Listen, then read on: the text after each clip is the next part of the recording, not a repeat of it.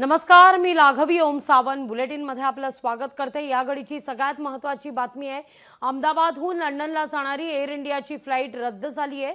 तांत्रिक बिघाडामुळे एअर इंडियाची फ्लाइट ही रद्द करण्याचा निर्णय घेण्यात आलेला आहे।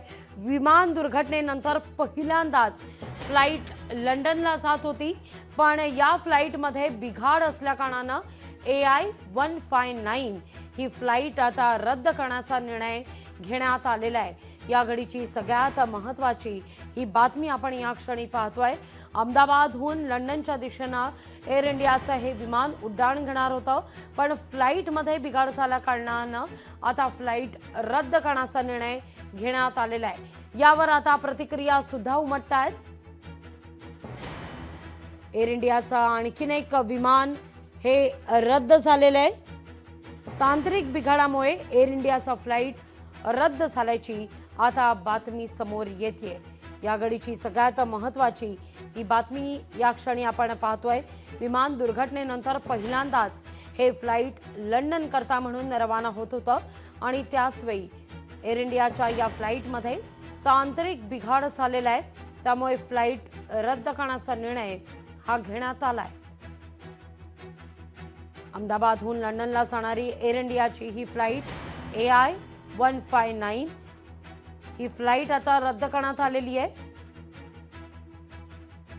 अहमदाबाद इथून एअर इंडियाचं फ्लाइट हे गेल्या आठवड्यात उड्डाण झालेलं होतं, जे अपघातग्रस्त झालं मिलानी नगर या परिसरामध्ये। आता त्या सगळ्या संदर्भात इन्व्हेस्टिगेशन देखील सुरू झालेलं आहे। पण या दुर्घटनेमध्ये गुजरातचे माजी मुख्यमंत्री विजय रुपाणी यांच्यासह 275 जणांचा जीव गेलेला आहे। आता या सगळ्या दुर्दैवी घटनेनंतर आज पहिलं फ्लाइट एअर इंडियाचं अहमदाबादहून लंडनला रवाना होत होतं, पण ते देखील फ्लाइट हे रद्द करण्याचा निर्णय घेण्यात आलेला आहे। तांत्रिक बिघाड होत असल्याकारणाने हे फ्लाइट रद्द झालेलं आहे।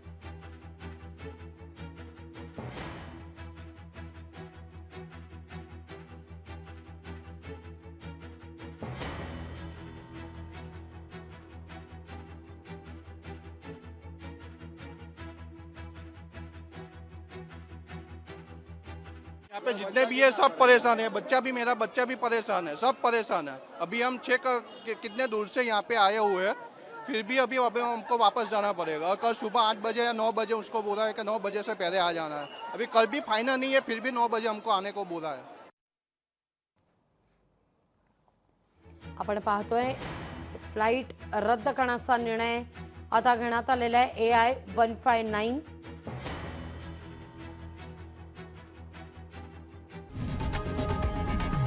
लोकशाही मराठी ऐका, पहा, जागरूक रहा।